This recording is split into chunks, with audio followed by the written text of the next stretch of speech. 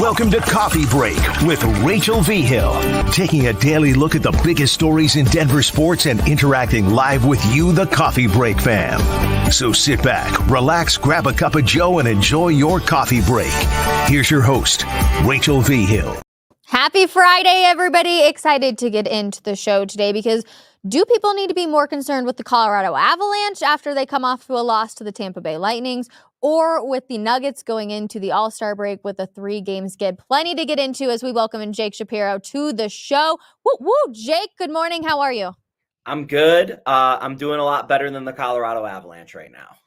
Oh boy. Okay, so let's get into this. Who do people need to be more concerned about? Is it the Avalanche or is it the Nuggets? Because for me, I'm definitely rolling with the guys on the skates. It's a little concerning at the point where Bednar's saying soft and lack of effort in his post-game press conferences, and it just feels like they're missing something, and I just don't know if that's Gabriel Landeskog. Is it Nichushkin? What's the missing piece for this Colorado Avalanche? And, or do you even agree? Do people need to be more concerned about the Nuggets?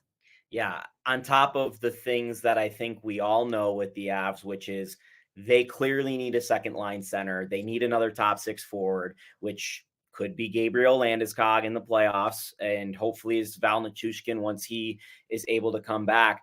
I don't think the Avalanche have a goalie capable of winning them a Stanley Cup. I don't think Alexander Georgiev is the guy.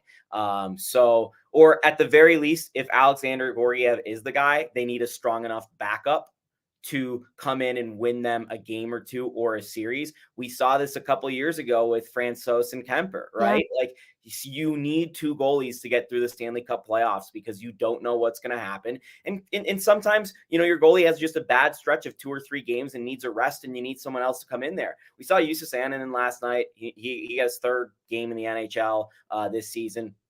He was fine. Yeah. He let up 4 goals. It wasn't spectacular, but I think the Avs are a team that need so many different things to help them out. Whereas with the Nuggets, if they just play the 5 guys, they're going to win. Like, it's pretty easy with the Nuggets to know why they're going to win. And whereas, the Avalanche, you look around and not only do they not have the pieces, you're starting to question, or the coach is starting to question the mentality and the mental fortitude of some of their players. And they just got 3 points. 3 total points on a 6-game road trip. So I think they're in some dire ways right now, Rachel. Okay, so let me play like devil's advocate when it comes to the Nuggets then. Because, yeah, if the starting 5 are out there, that's great. But what happens if Jamal's injury continues on and keeps bugging him, or KCP's not able to be out there? Well, does that make us a little bit more concerned with who they have on the bench for the Nuggets? Yeah, if the Nuggets don't have Jamal Murray, they're not winning anything. But if the Avalanche don't have Cale Makar, they're not winning anything. So it's a moot point. Fair. He's the best player on the team, right? Like that's how it is. The thing is with the Nuggets, especially in the playoffs, we saw this last year, Nikola Jokic and Jamal Murray are going to be playing 42 minutes a game. Mm-hmm. Aaron Gordon and Kentavious Caldwell-Pope are going to be playing 38 to 40 minutes a game. Michael Porter Jr., if he's playing well, is going to play 40. If he's playing poorly, he's probably going to play 34.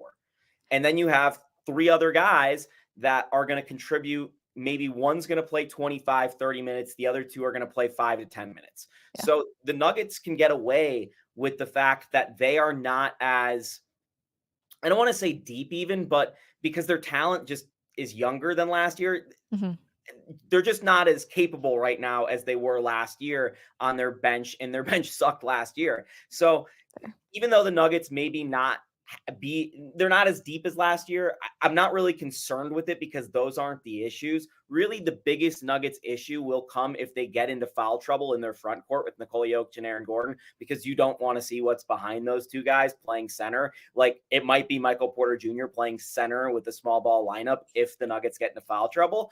Whereas with the Avalanche, you don't have the if this goes wrong or what if this goes wrong. It's already going wrong. Yeah. You already see it going wrong. And we say this, Rachel, while they're 12 points clear of a playoff spot. Like, they're making the playoffs. That's not the issue. Yeah. We're talking about championships here in Colorado. It's funny because even on Denver Sports Daily today, I was talking about the Avs and the struggles that they're having and all of these things. And I was like, they're clear right now of the playoffs, but man, it just really feels like everything is falling apart when you don't need it to fall apart, right? Like you come off the All-Star break, you're hoping to be, back a little bit more healthy and everybody's feeling good. Then they go on this 2-week-long road trip, like you mentioned, they get 3 points. Seems like everything is starting to fall apart. And there's still a lot of games to be played, Jake. Not that I don't think that they're going to make the playoffs, but it's like at a certain point, you have to be able to figure it out because a first round exit is considered a failure. Truthfully, anything until you get to the last 2 rounds of the playoffs should be considered a failure for this team. And it doesn't feel like they can advance past the first round right now. Yeah, and I think a big thing happened last night in the standings. Dallas won again, so they're 3 points ahead of the Avs. Yeah. And the Avs are only, I think, 1 point up on Winnipeg, and they've got 4 games at hand. So virtually Winnipeg actually has passed you at this point. Yeah. It hasn't happened yet, but it's about to happen. 7 of your next 10 games are at home, Colorado Avalanche. You have to make a run now. You have to hope Val Nichushkin comes back and produces. You have to hope Nathan MacKinnon somehow gets even better from his MVP level that he's been at. And last night, by the way, he almost got hurt. It looked very scary for a second. Dude, his nose was so bad. I was like, I can't believe hockey players are built different. The fact that he went back out there with a swollen nose, I'm like, is it broken and you're just playing through the pain? I was so stressed out for him. Yep. And that's how hockey is. And it's only going to continue to get worse. And Rachel, this is the thing that I'm honestly concerned about with both these teams. Last year, we saw the Avs have to make a real big push run towards the playoffs just to get their seeding right. Last year, we saw the Nuggets don't have to do anything. They basically rested their way into the postseason because they had the ability to, because they were up so many games. 2 years ago, we saw the Avalanche rest their way into the postseason the last couple of weeks into the postseason because it didn't really matter. They had figured it out. Both the Avalanche and the Nuggets are now into playoff battles. They are going to be fighting their final 25 games of the season. They are going to have to try. Both of these teams are going to be not rested going into the postseason, unlike the years they won their titles. Yeah. So I think that's a factor that's going to get overlooked, and it's going to lead to, whether we know them or not, whether we know Nathan MacKinnon actually broke his nose or Arturi Lehkonen or KCP sprained his ankle or whatever it is, whether we know the injuries or not, it's going to lead to injuries. So that's the difference between where these teams were at their peak and where they're at right now, is that they're actually going to have to give it their all to work on their seedings. In the Avs case, they need to find a way to get first round home ice advantage. So they're going to need to hold off Winnipeg. In the Nuggets case, they've got 3 elite teams in the West now besides them: Minnesota, Oklahoma City, and LA are all very, very good. I was striding on the show last year, Rachel, over and over. The Nuggets are going to win a title. I don't care. These teams aren't good. There are 3 other teams in the West just as good as the Nuggets this year. Yeah, the Clippers have sneakily built this super team. Then of course you've got Minnesota. There is a bunch of good talent in the West. It's going to be a lot of a tougher, streak for the Nuggets to keep it going. But Jake, I still feel if I have to pick one of these teams that I'm putting my money on, I'm still going with the Nuggets over the Avalanche to win it. But the question is which team needs home court or ice more, right? We've seen both of these teams struggle on the road. So who really needs it more? Yeah, it's a great question, Rachel, because I would tend to think in basketball, you need it more just because the percentages show that in basketball, home court, home ice has a higher percentage of panning out for that home team. It matters more according to the data. But we're not looking at league trends. We're looking at individual team data. So let's go off recent memory. The Avs in their title run in the playoffs lost 1 road game. It was insane. The Nuggets in their title run lost 3 road games. And they only, which was also unbelievable, only losing 3. They go 16-4. It was unbelievable. I tend to believe home court advantage is a little bit more important for the Nuggets because there's something about that altitude that affects the guys the last 8 minutes down the stretch of an NBA game, combined with the fact that the Nuggets go full blitz in the last 5 minutes of the game. And it just kind of turns into an avalanche, pardon the pun, of factors that work out well for the Nuggets, where they just close out teams. Rachel, the Nuggets are the 5th best team in the clutch this year in the NBA, still by net rating. They have the number 1 defense in clutch time in the NBA.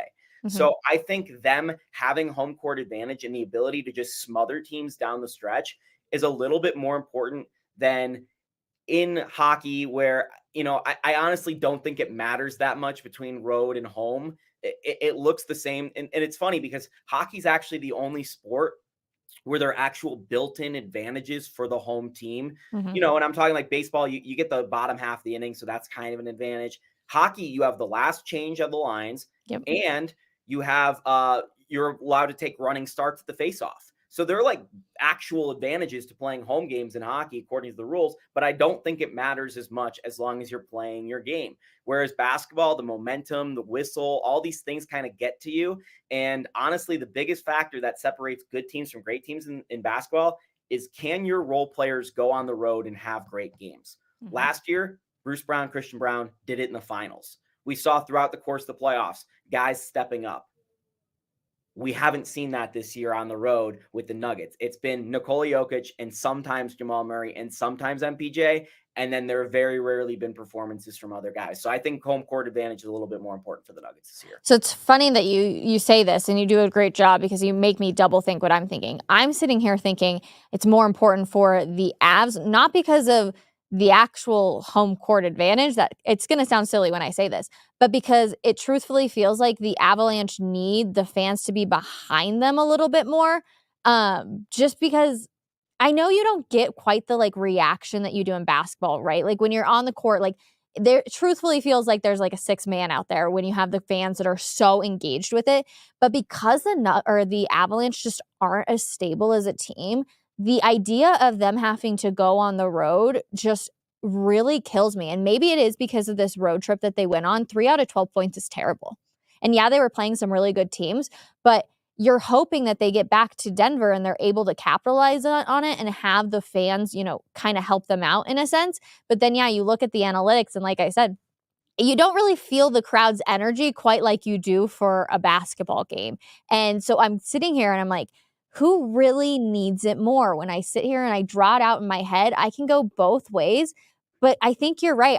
Last night I was so set on the Avs. I was like, they really need it. They're just continuing to struggle. We saw them during their championship run. Everybody talked about their road record. But now that you sit here and say it, and I think back to the Nuggets games, I'm like, you're right. It's been a bit more of a struggle too for them on the road. And you hope that they can both pull it out. I know this is going to sound like I'm just trying to get out of this conversation, but you just hope that they can both somehow pull it out, Jake, and both have home court or home ice, because I think they're both not as strong of teams as they were when they both won championships. Shocker, sounds crazy, but they need the extra help, man. Yeah, and I think part of your thing too, Rachel, is the Avalanche aren't as good as the Nuggets in their sport this year. Yeah. So in a way, you're like, yeah, the Avs need home ice more because they are not as good of a team. Yep. But I think the Avs road struggles just come down to the fact that they're not as good. Whereas Yeah. the Nuggets road struggles, it's just something about the sport where it comes down It's to the it. environment, the atmosphere, the whole thing. You're I correct. will say the one thing we haven't counted on is off the court and off the ice stuff. Famously, the last 2 moments of off the floor stuff, off the court stuff, in the playoffs on the road, the Nuggets had a team meal at Jeff Green's house that rejuvenated the whole team. Yep. End up winning 3 games in a row in the finals. The last moment the Avs had on the road, one of their players was in an incident report with the police. Yeah. And honestly, it seems like that locker room for the Avalanche are really, really struggling right now. It seems like there's a lot of chemistry issues, a lot of disconnect. I know that they've had player-led team meetings over there to try and figure it out. And I don't know. Do you think it's the fact that they're missing Captain Gabe Landeskog? It sounds ridiculous because I'm like, you have a player like Nathan MacKinnon who's being a leader, and we've heard he's become more vocal. You have a player like Mikko Rantanen who has been unbelievable early on in the season. We were all talking about him. Could he be in the Hart Trophy conversation? Obviously, that kind of conversation has died off with the season that Nathan MacKinnon is having, and he should win it. But is it really possible that they are just missing one person and one person only? Like, is Gabe Landeskog that big of a inspiration in that locker room? Forget leadership, forget inspiration. He's a point per game guy who's your toughest guy on the ice. Like No. he gets in there, he does the dirty work along the boards, he gets to the tough spots in front of the net. and he plays different styles. He has the ability to go dangle a goal, snipe a goal. He has the ability to go get a garbage goal. He has the ability to go play defense unlike any forward on the Avs right now. Yeah. He's their best two-way player besides Kale, who's an unbelievable two-way player from the defense side. So best two-way forward that they have. So I think that's what gets overlooked, especially by the people on our station, honestly, is, they're missing their leader. They need the leadership. Yeah, they do. I don't disagree. Yep. But Gabe is a kick butt type of player, and you need him in the lineup. Jake, it's a Friday. We can do it. Roll with it. Do it. No, I agree with you, but let's be honest. Gabriel Landeskog's not going to come back if he comes back in the playoff, and he's going to be playoff Gabe like he was in the cup run. Like, no, he's never going to be the same player again. And like the fact that we're all using Gabe as like this crutch of, they really need Gabriel Landeskog back. Gabe's not going to be the same. So we all need to stop that hope and that dream right now. And they need to be able to figure it out without Gabe. Yeah, if they get him back, it's an extra bonus, but he's not going to be as beneficial. Look at Arturi Lehkonen. It took him, 2 months to really be able to get back into things? That's how long the playoff run is. And he had a surgery, which we know the timeline, we know the recovery, we know how it works. Gabriel Landeskog is having a surgery with a success rate that is not 100%. No. A surgery that's not been done by an ice hockey player with a successful recovery, and it's not really been done by anyone else in professional sports. So the other guy is Lonzo Ball, who's still struggling. So we have no idea what this Gabriel Landeskog situation is going to look like. So to count on him or rely on him and say everything's going to be fixed when Gabe comes back is incorrect. But at the same time, if they had a healthy Gabe, like if the knee injury just didn't exist, they would be fine. So I understand the logical fallacy that everyone's falling into. At the end of the day, they need Val Nichushkin of clear mind to be a very great player, and they need Gabe Landeskog on the ice to provide some of the gritty stuff that he does, and maybe he's not as skilled as he was before, and they need to maybe get a backup goalie, and they need to get a backup center, or a second line center. Too. The Nuggets, they just kind of need to get their stuff together, to be honest. Isn't that the truth, though? So let's go to the Nuggets. Does everybody just need to pump the freaking brakes on the freak out that's happening? Yes, Colin Gillespie should not get the ball for more than 5 minutes. I'm with everybody. That even seems like a lot. He was struggling. I think he was really just trying to prove a point the other night against the Kings. It was a struggle, and I get it. But Colin Gillespie's not going to be getting 20 minutes come playoff games. I feel like everybody just needs to pump your brakes a little bit, and as long as everybody is healthy, everything should be fine. We could get some really good playoff games. Colin Gillespie literally can't play in the playoffs. He's not eligible to. So that's beautiful. That's not going to happen. The Zodiac GM had a great tweet today. Nuggets head coach earlier today said, we have the best 5-man starting unit in the league, which he said a million times. We all know that. Zodiac GM, Coach Malone, Virgo, Jokic, Pisces, Gordon, Virgo, Porter Jr., Cancer, KCP, Pisces cusp, Murray, Pisces. Quote, one of the few starting lineups in the league where all the starters are compatible energy. All because of the horse. Very synergetic team, and they do. The moon signs are with us. Oh, the Nuggets. I just hope that they can remain healthy. That's like my biggest thing is, even if it's just a little tweak here and there, that can linger for Lord knows how long. And so that's where you're really just like, get healthy. I'm glad that they didn't play Jamal and KCP the other night. Get the All-Star break started early. And all I can think in the back of my head, Jake, is how much Nikola Jokic probably does not want to be playing on Sunday night. But here he is representing the Denver Nuggets. Yeah. I think the Nuggets are very happy that Nikola Jokic is the only person besides Paz going to the All-Star game.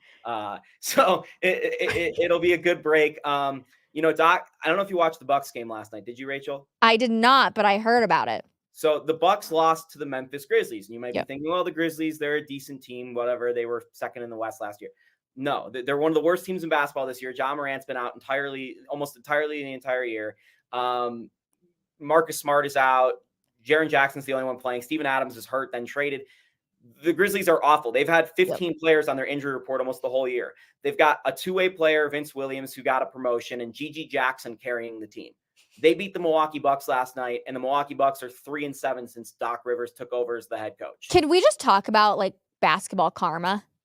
It truthfully feels like basketball karma is just coming into play since Doc Rivers came. I mean, his name is blanking me right now, so Jake, help me out. Griffith. Thank you. He was doing fine. But like they were doing good. They seemed like a solid team, and then they're just like, we want a more veteran coach. So here we go. They had some major problems. The record was fine, but they had some major problems behind the scenes with some of their defensive stuff. They went from one of the best defensive teams in the NBA to one of the worst. And a lot of that is based off the fact that they had Drew Holiday and now have Dame Lillard. Like a lot of it was a personnel thing. My point in bringing this up is not for a deep dive on Milwaukee Bucks talk, which I would be happy to do. But I'm kind of here to hate Doc Rivers. I'm not going to lie, but besides the point. It's great stuff. They're one of the best teams in basketball, bar none. They have a lot of talent. I think they're going to get bounced early this year because there's just so much stuff going on with that team. But they have a stretch before the All-Star break that just doesn't make sense. The Lakers are 5-0 and they suck in their last 5 games. They suck and they're 5-0 in their last 5 games.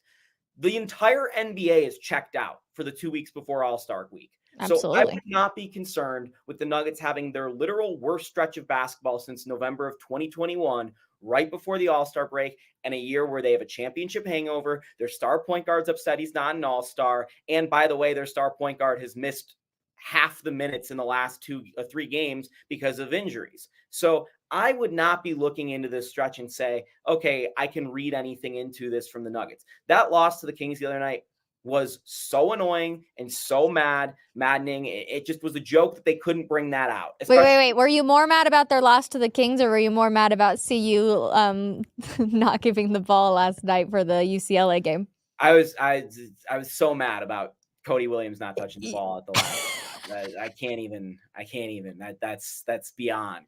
But no, like Rachel, it was just a bad way to lose a game. But there are 82 of these things. Yeah. And you can't read in something to all of them. They don't all mean something. Half of them actually mean nothing whatsoever. And we'll forget about them in a week as soon as the Nuggets play their next tight game. And we're like, blah, blah, blah, blah, blah. So I think the bigger concern for me with the Nuggets is not actually what's going on currently with them, but Minnesota seems to have figured it out. They're so good. They are so good, and they will kick the Clippers' butt if they match up in the playoffs. Minnesota will. The Clippers have beaten the Nuggets in their last 2 games all of a sudden after the Nuggets have beaten the Clippers for 15 times in a row. And Oklahoma City has the ability to out-athlete the Nuggets in a playoff series. I wouldn't say Oklahoma City is the favorites, but they could play a style in which the Nuggets just couldn't compete if that happens. So I'm concerned based off what else is going on in the West, combined with the fact that they didn't pick up any veterans at the deadline or in the buyout market so far. They've got 2 guys on their active roster, Jalen Pickett and Vlatko Čančar. Vlatko due to injury, Jalen Pickett because he wasn't a good draft pick this year, that aren't contributing at all. So they just have some serious depth issues and some serious concerns based off matchups about what else is going on in the West. And all those teams I mentioned, by the way, the Clippers, they've beaten the Nuggets the last 2 times.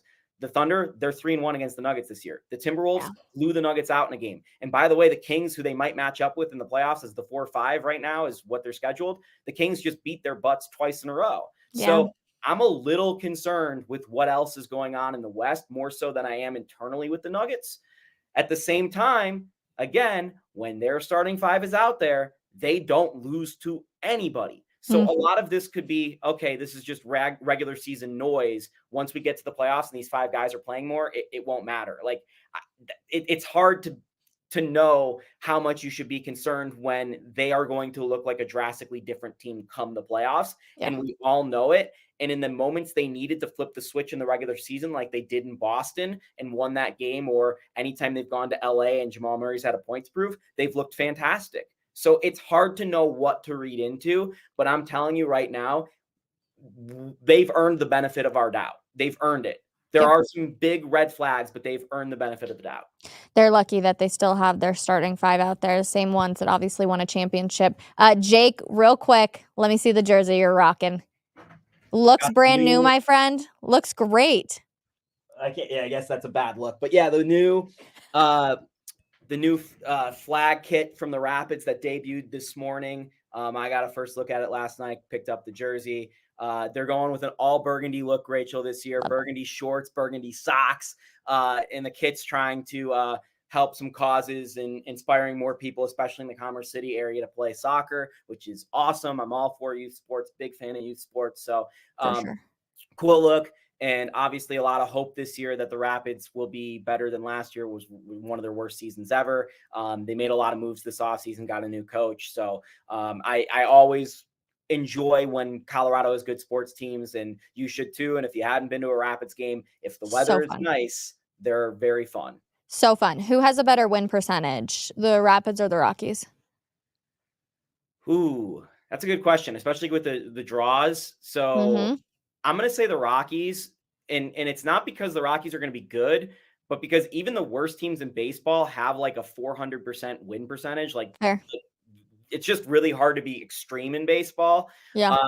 The Rapids, I think, are going to take a step forward, but there's so many draws in soccer that I don't know that they're actually going to truly win that many games. I expect, though, that the Rapids will fight for the final playoff spots in the Western Conference in MLS. The Rockies aren't going to be even close to making the playoffs. They'll be 35 games out. So they won't even sniff the playoffs. Right. So the Rapids season will be a lot more exciting, but just by the nature of soccer, I would bet on the Rockies having a better win percentage. All right. Well, Jake, as always, an absolute pleasure, my friend. Thank you so much. You look great in the jersey. The kit, I should say. I feel like he needs to get the shorts, like everything out there. But you guys, happy Friday. I hope you guys have a wonderful weekend. Enjoy watching the All-Star game with Nikola Jokic. We are off on Monday for President's Day, but we will be back here at 12 p.m. Mountain Time on Tuesday. So come hang out with us again for another episode of Coffee Break. I'm going to go take down my Christmas tree because, yes, I am that person and it is not done yet. So wish me luck, everybody. I'm determined to get it done, and we will see you on Tuesday. Bye, everybody.